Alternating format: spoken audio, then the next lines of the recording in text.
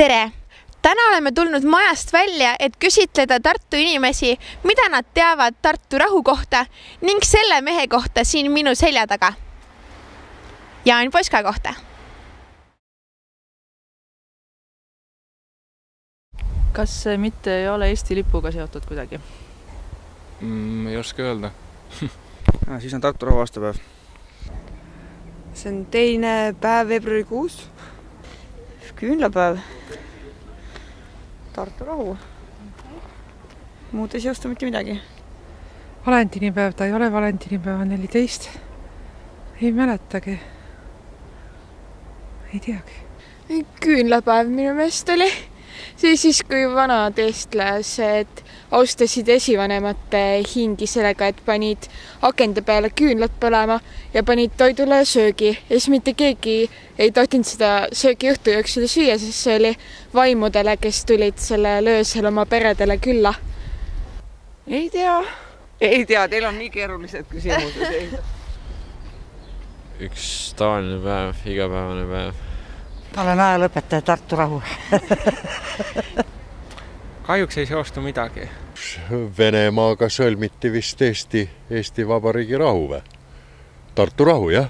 On nii? 2. veebruar. See on Tartu rahu aastapäev. Tartu rahu. Meil oli üks rahu sõlmimine. No kindlasti Tartu rahu. Tartu rahu. Jumal küll, kõigepealt sinimustvalge eraldi. Mitte ühest tükis veel ja sealt hakkas nagu arenema, aga muidu vanad ajaluraamatutest võib-olla ei jäänud. 2. veebruar. Praegusel hetkel ei tule midagi ette. Tartu rahu lepingule alla kirjutamine. Midagi. Ei tule midagi. Seda sorti amet, et ma soovin ainult kõrgemate, ülemate juuresolekul. Eriti mitte midagi. Kas see on seotud mingi Eesti Vabariigi tähtpäevaga? No, ma arvan eelkõige kõik need kunagi, mis Venemaa lubas meile ju piiri tagasi tulevad maad, siis raha, et ikkagi Eesti seisus, ütleme nii. Mäleta, sellega lõppes Venemaaga sõda, või iseseisvussõda lõppes sellega. Ja lepiti kokku need vaherahu tingimused. See on oluline sellepärast, et see sätestas esimese Eesti vabariigina. See oli rahuleping, see oli siis sõja lõpp ja sätestas ka piirid. Tartu rahuleping. Ma ei tea. Ma pean mõtlema. Ma ei tea. Oleme ajaloost. Me oleme õppinud ajaloos ja midagi muud väga ei ole. No sellega ju lõpetati põhimõtteliselt vabadussõda ära ju. Ja siis Eesti sai vabaks maaks põhimõtteliselt. Ma arvan, et sellega lõpetati Eesti Vabariigi ja Vene vaheline sõda. Ma ei oska täpsustada, ma tean, et ta on oluline, aga ma ei oska detailselt öelda, mille poolest. Eesti sai vabaks. Ma tegelikult oleks võinud, tead meil paar matši terve Petrogradi peale, oleks võinud tulla ära võtta. Polutus maa lihtsalt. Sõda lõppes sõjaga midagi. Ei ole kursis ajalooga. Ei pannud ilmselt koolipingis väga tähele, mis seal räägiti. No jumal hoidku rahuleping ja see iseenesest juba ütleb kõik. Et Venemaaga ju suhted, et oleks normaalsed. Aga see jäi ju pooleli, minu teada. Ikka lahendamata piiri küsimus. Kas oli äkki Tartu rahu sõlmimise kuupäev? Mul puudub isiklik suhe ausalt öeldes Tartu rahu kuupäevaga. No see on nii tähtis, kõige tähtsam rahuleping, siin pole üldse midagi küsidagi. Siis sellega pandi paika siis Eesti iseseisvus. Lõplikult punkt pandi sellega. Ma tean, et Tartu rahu sõlmiti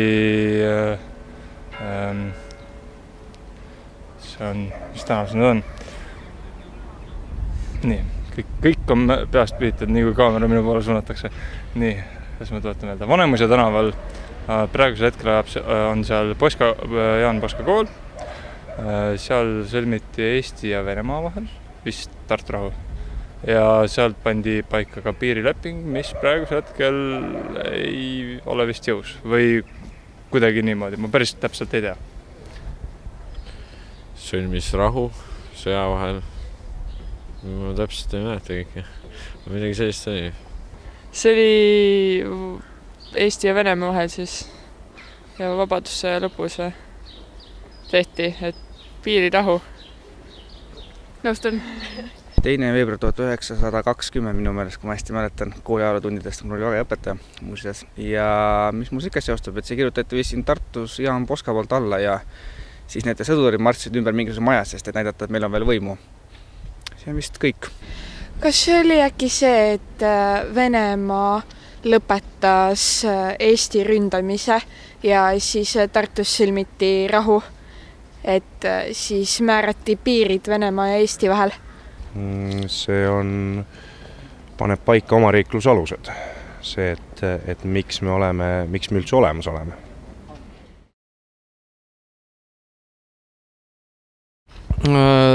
Eriti ei tulegi, lihtsalt tulebki meelde sellega, et ta kuskile pani oma allkirja. Selline Tartu rahulepingule. No praegu tänu lapsele Mart Reiniku endine gümnaasium. Aga Tartu rahuga seoses siis peaks natukene võib-olla täpsemalt ajalootunde meenutama, et sealt kõik need seosed välja tuua. Ta oli seal üks mingitest tegijatest, kes vist isegi mingi kirjastas või tegi selle lepingu, midagi laadset oli. Jaan Poska gümnaasium praegu Tartus, aga niimoodi peast öeldes kohe rohkem nagu ei oskagi öelda. See Jaan Poska kirjutas alla sellele ja nüüd Jaan Poska gümnaasium on nagu see maja, kus see on selle järgi ongi selle järgi nimetatud. Vana Eesti raha. Jaan Poska oli üks asjamees seal eesotsas ja tema sõlmiski vist kirjutas alla või ju. No siis ma ikka mäletan midagi. Poska oli asjamees. See oli eliidi hulgas, diplomaatilise hulgas. Ja ta oli vanem ka vist vahepeal, jah. Kool. See on selle nimeline kool on Tartus vist, jah. Mingi kool on tema nime järgi äkki. Ja äkki mingi mälestusmärk ka. Poska kool. Ma ei tea, ma ei ole ise eestlane, palju Eestis elanud ei ole. Ma ei tea. Postimees. On? Ei tea. Ka ei oska öelda täpselt niimoodi kohe. Ta oli väejuht, kes aitas Eestit Vene võimude vastu. Seostub Eesti esimene vabariik. Ta oli mingi riigitegelane. Paraku rohkem ei mäleta tema kohta. Mitte midagi. Ei. Poska nimeline kool. Seda ma enam ei mäleta. Koolis küll räägiti midagi, aga sellest on juba pisut möödas, et ei tule praegusel hetkel ette. No Jaan Poska ju kirjutas sellele alla muidugi. Ja seda praeguses Jaan Poska gümnaasiumi põhimõtteliselt. Seal on isegi see tuba olemas. Ma olen seal käinud. Jaan Poska oli üks Tartu rahu allkirjastajatest vist, nagu ma eeldan. Ja siis üldse väga tähtsal kohal seal selles protsessis. No tema oli esimene liitunud Kubermangu kuberner, enne seda Tallinna linnapea. Siis oli ta ju Tartu rahu läbirääkimiste ajal ja vist vahepeal oli ta isegi välisminister. Ja kahju, et ta nii varakult läks. Ehk märtsi algul 1920 ta juba suri. Aga tema on Tartu rahulepingu, tema elutöö on Tartu rahuleping ja sellistel tingimustel saamine, nagu ta just parajasti meile väga edukalt ära sõlmiti lõpuks. No mina arvan, et mina tähistan teda koolis koos oma õpilastega. Mul on tõeline fännklubi, kes fännab ajalugu. Aga siis ma usun, et seda peaks niiviisi tähistama, et lipupäev on ta niikuinii. Aga siis võiksid olla, et mina korraldaksin mingisuguse talvise laulupeo näiteks. Või et tuleks selle kokku ja midagi ühiselt teeks. Nii tähtis leping, nagu ta on.